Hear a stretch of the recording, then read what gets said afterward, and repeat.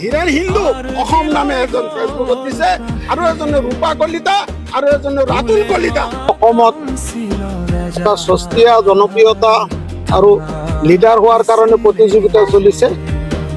মুছলমানক গালি পাৰাৰ লগে লগে ৰাতো লিডাৰ হৈ যায় সমাজত। তো কিছুমান নেতাই দেখিছে যে মুছলমানক গালি পাৰিটো লিডাৰ হোৱা বহুত হ'ল।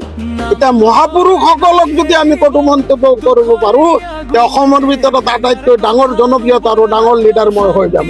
সস্তীয়া জনপ্ৰিয়তা হাসিল কৰিবৰ কাৰণে মহাপুৰুষসকলক গালি পাৰা আৰম্ভ কৰিছে, কটু মন্তব্য অশালীন মন্তব্য আৰম্ভ কৰিছে।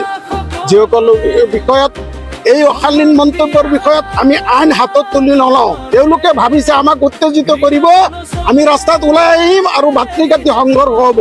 সেইটো আমি বুজি পাওঁ, আমি সেইটো নকৰোঁ। আইন তেওঁলোকে নিজে হাতত লৈছে, আমি কিন্তু আইনেৰ আশ্ৰয় লৈছোঁ। আইনে অশালীন মন্তব্য কৰা মহাপুৰুষসকলৰ বিৰুদ্ধে, কটু মন্তব্যসকলৰ বিৰুদ্ধে আইনে ব্যৱস্থা ল'ব বুলি আমি আইনেৰ কাষ চাপিছোঁ।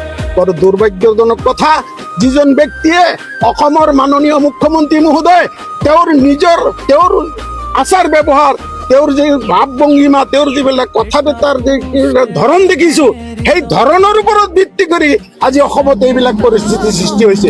তেওঁ যদি এইবিলাকৰ সংজ্ঞাত ল'লেহেঁতেন আৰু এইবিলাক কৰিবৰ কাৰণে তেওঁ যদি উচতনিমূলক তেওঁৰ যিবিলাক মন্তব্য, তেওঁ এই মন্তব্য বন্ধ নকৰিলে এই অসমৰ ভিতৰত আৰু দিন এনেকা মহাপুৰুষসকলক লৈ এনেকা চেলিমেলি খেলা হ'ব আৰু মহাপুৰুষসকলক কটু মন্তব্য কৰি এনেকা অশান্তিমূলক পৰিৱেশ সৃষ্টি কৰিবৰ কাৰণে, যিটো সস্তীয়া দালালি কৰিবৰ কাৰণে, সস্তীয়া জনপ্ৰিয়তা হোৱাৰ কাৰণে যিটো চেষ্টা কৰি আছে, এই চেষ্টাবিলাক দুৰ্ভাগ্য, গৰিহণাযোগ্য। আৰু অসমৰ হৃদয়মান ব্যক্তিসকলক আমি অনুৰোধ জনাইছোঁ, আপোনালোকে সজাগ হওক আৰু এনেকা ভাতৃ সংঘৰ্ষৰ পৰা, মহাপুৰুষৰ অসভ্য মন্তব্যৰ পৰা অসমখন বাচাক, গোটেই মানৱ জাতি বাচাক।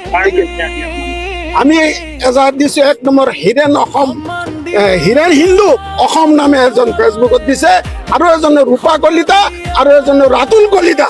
তেওঁলোকে যদি অসভ্য দিছে, সেই মোবাইল ফাইলটো আমি লগত গাঁঠি দিছোঁ আৰু তেওঁলোকক, পুলিচক মই আহ্বান জনাইছোঁ, আপোনালোকে অতি ব্যস্ত, এওঁলোকক ব্যৱস্থা লওক। জানো আপোনালোকৰ ওপৰ কৰ্তৃপক্ষক আপোনালোকক